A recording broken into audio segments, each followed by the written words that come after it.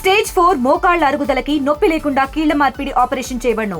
Doctor Ramesh Gajula, endoscopic spine ortho surgeon and pain physician, Penicia spine pain ortho and sleep centre, Uppal, Hyderabad. Congress party Rajya Sabha సభ్యులు అనిల్ కుమార్ యాదవ్ ఉన్నారు, మాట్లాడదాం. కొద్దిసేపటి క్రితం ఈటెల రాజేందర్ కొన్ని కామెంట్ చేశారు. ఎన్నికల్లో ఖర్చు పెట్టుకోవద్దు, అనవసరంగా ముందుకు పోతూ లీగల్గా చెల్లుబాటు కావు, మహారాష్ట్రలాగా కొట్టివేయబడతాయి, గెలిచిన తర్వాత కూడా అనర్హత వేటు పడుతుంది, తొందరపడద్దు అనేటువంటిది స్థానిక సంస్థల ఎన్నికలు ఉద్దేశించి నాయకులను ఉద్దేశించి మాట్లాడారు. బీసీ నాయకుడిగా ఆయన స్టేట్మెంట్ని ఎట్లా చూస్తారు అనిల్ కుమార్? ఈటెల రాజేందర్ గారు ఒక చాలా సీనియర్ నాయకుడు, రాష్ట్రంలో కూడా చాలా సీనియర్ నాయకత్వం ఆయన చేస్తూ ఉన్నారు.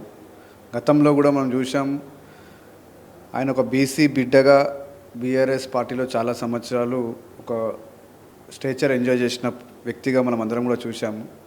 ఈరోజు కాంగ్రెస్ పార్టీ అధికారంలోకి వచ్చిన తర్వాత ముఖ్యంగా మా నాయకుడు రాహుల్ గాంధీ గారు ఒక ఆలోచన విధానాన్ని మన ప్రియతమ ముఖ్యమంత్రి రేవంత్ రెడ్డి గారు కావచ్చు, పార్టీ అధ్యక్షుడు మహేష్ కుమార్ గారు కావచ్చు, అందరం కూడా కాంగ్రెస్ పార్టీ ఏకతాటి మీద ఉండి బీసీలకు న్యాయం జరగాలి తెలంగాణ రాష్ట్రంలోని ఒక ఉద్దేశంతో ఈరోజు 42% రిజర్వేషన్ని తీసుకురావడం జరిగింది. ఆయన ఒక బీసీ బిడ్డగా చెప్పుకున్న ఈటెల రాజేందర్ గారు ఒక విషయం గుర్తుపెట్టుకోవాల్సిన అవసరం ఉంది.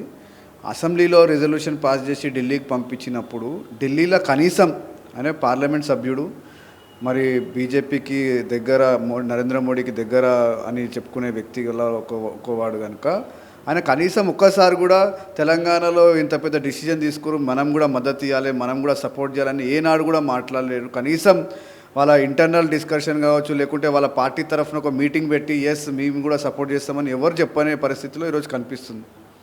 ఈరోజు కాంగ్రెస్ పార్టీ ఒకే ఒక ఆలోచనతో, అంటే బీసీలకు న్యాయం జరగాలి, రాజకీయంగా కూడా వాళ్ళకు అవకాశాలు రావాలనే ఒక ఉద్దేశంతో కాంగ్రెస్ పార్టీ ముందుకు వచ్చి 42% రిజర్వేషన్ తీసుకురావడం జరిగింది. ఇది కేవలం అంటే ఒకవైపు ఆయన బీసీ బిడ్డగా చెప్పుకుంటూ మరొకసారి బీసీలకు కూడా అన్యాయం చేయాలని ఆయన మనసత్తు కనిపిస్తుంది. ఎందుకంటే ఏ నాయకుడు కూడా irrespective of any political party ఒక బీసీ ముదిరాజ్ బిడ్డగా ఆయన వాయిస్ ఇవ్వాలి. ఆయన ఇంకా మాకన్నా ఎక్కువ వాయిస్ ఇవ్వాల్సిన అవసరం ఆయనకు ఉంది. ఇక కాంగ్రెస్ పార్టీ ఇంకా చేస్తలేదు, చేయాలి, ఇమీడియట్లీ చేయాలి, ఇంప్లిమెంట్ చేయాలని ఆయన ఇవ్వాలి. కానీ మేము మా ప్రయత్నాలన్నీ మేము అన్ని విధాలుగా ప్రయత్నం చేస్తుంటే ఆయన ఖాళీ కేవలం ఒక ఆడియన్స్ లాగా మొత్తం చూస్తున్నారని కూడా మేము భావిస్తున్నాం. కొద్దిసేపటి క్రితం ధర్మపురి అరవింద్, మీ సహచర ఎంపీ, ఆయన కూడా ఒక స్టేట్మెంట్ చేశారు. వచ్చే ఎన్నికలు కాంగ్రెస్ వర్సెస్ బీజేపీ కానున్నాయి, బీఆర్ఎస్ ఖాళీ కాబోతా ఉంది, బీఆర్ఎస్ నాయకులంతా కూడా బీజేపీలోకి రానున్నారనేటువంటి స్టేట్మెంట్ చేశారు.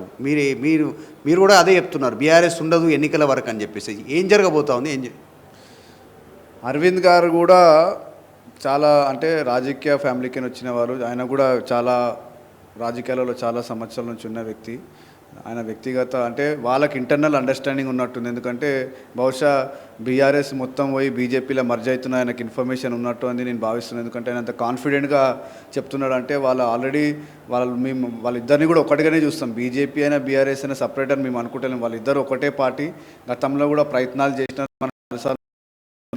ఎందుకంటే ఢిల్లీలో కేటీఆర్ స్వయంగా బీజేపీలో మర్జ్ కావాలని కూడా ప్రయత్నాలు చేసిన విషయాలు కూడా మనం ఆల్రెడీ వినడం జరిగింది.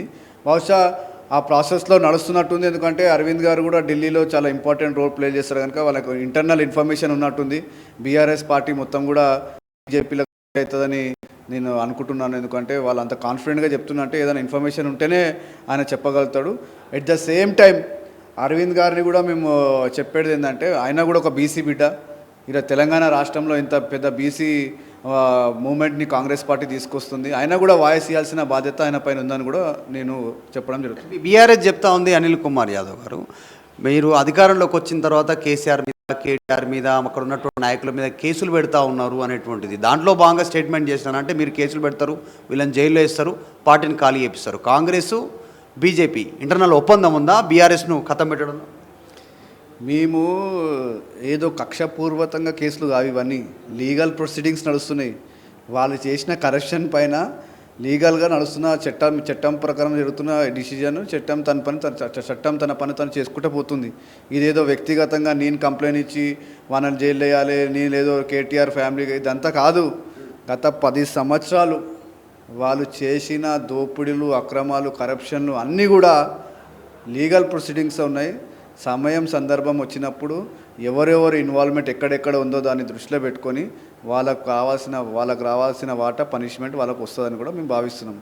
ఇంకొక విషయం ఏంటిదంటే ఈరోజు నిజంగా కూడా కేటీఆర్ కావచ్చు, బీఆర్ఎస్ పార్టీ నాయకులు కావచ్చు, వీళ్ళంతా ఏదో హడావిడిగా విమర్శలకు పాల్గొంటున్నారు. అంటే ప్రతిసారి చూస్తున్నాం మనం ఏదో విమర్శ చేయాలి, కాంగ్రెస్ పార్టీని మా నాయకుడు రేవంత్ రెడ్డి గారి పైన విమర్శలు చేయడానికి ప్రయత్నం చేస్తున్నారు. కానీ మేము గత 2 సంవత్సరాలు చేసిన సంక్షేమ కార్యక్రమంలో ఒక్కసారి ఆలోచించి చూడమని చెప్తున్నా. 10 సంవత్సరాలు వాళ్ళు చేయని పని మేము కేవలం 2 సంవత్సరాలలో చేసి చూపెడుతున్నాం. ఉదాహరణకు 100 ఉదాహరణలు చెప్పవచ్చు, చిన్న 2 ఉదాహరణలు చెప్తాను నేను. ఈరోజు సన్న బియ్యం దేశంలో ఎక్కడికి కూడా ఇస్తలేరు.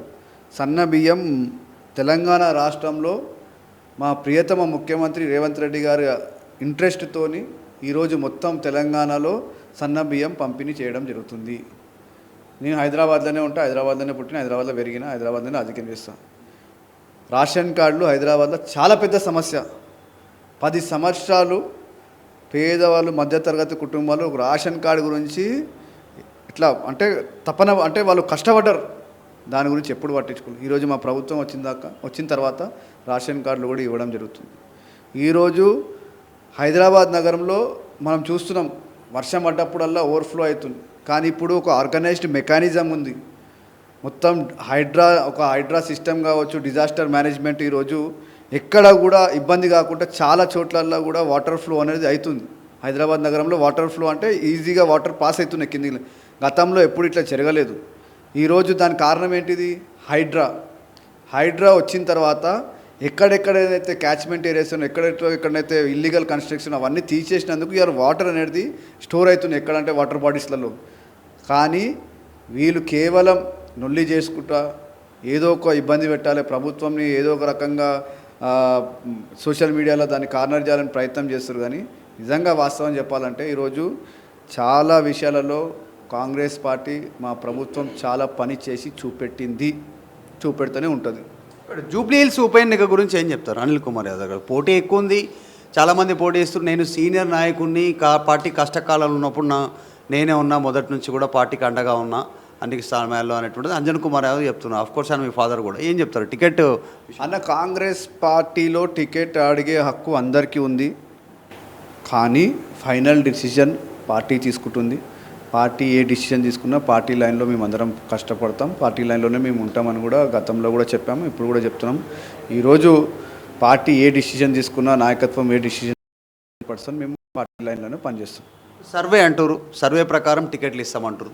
సో జూబ్లీహిల్స్లో సర్వే జరుగుతూ ఉంది. ఇప్పటికీ ప్రభుత్వ తరఫు నుంచి, ముఖ్యమంత్రి తరఫు నుంచి సర్వే చేస్తున్నారు. ఏ ఆధారంగా సర్వే చేస్తారు, ఎట్లా క్రైటీరియా ఎట్లా డిసైడ్ చేస్తారు సార్? అవన్నీ కూడా ఒక మెకానిజం ఉంటుంది, ఆ మెకానిజం ద్వారా అవన్నీ కూడా జరుగుతుంటాయి. It's process of election system. అవన్నీ కూడా జెన్యున్గా జరుగుతున్నాయి. జెన్యున్ వచ్చిన తర్వాత ఎవరికి ఎలిజిబుల్ క్యాండిడేట్ వాళ్ళకి అవకాశం వస్తుంది. చివరిగా ఏం చెప్తారు అంజన్ కుమార్ యాదవ్ విషయం? సమయం వచ్చినప్పుడు అన్నీ మీ ముందే ఉంటుంది. Thank you. Right. Anil Kumar Yadav statement చేస్తూ ఉన్నారు. ఇంటర్నల్గా బీఆర్ఎస్ తర్వాత బీజేపీ ఒప్పందం ఉన్నట్టుంది, అందులో భాగంగానే అరవింద్ ధర్మపురి ఆ స్టేట్మెంట్ చేశారనేటువంటిది భావిస్తూ ఉన్నానని చెప్తా ఉన్నారు. దాంతోపాటు ఈటెల రాజేందర్ కామెంట్స్ పైన కూడా అనిల్ కుమార్ యాదవ్ రెస్పాండ్ అయ్యారు. వీడియో జర్నలిస్ట్ జాఫర్తో మధు మల్కేడ్కర్, హైదరాబాద్. తెలుగులో ఫాస్టెస్ట్ న్యూస్ యాప్ ఇప్పుడు కొత్త అవతారంలో 5 సెకండ్లోనే పూర్తి వార్తా సమాచారం మీ చేతిలో. సోషల్ మీడియా ట్రెండ్స్ మీ కళ్ళ ముందుకే live TV and voice search ఆప్షన్స్తో ఇప్పుడే డౌన్లోడ్ చేయండి. యాప్ లింక్ డిస్క్రిప్షన్లో ఉంది.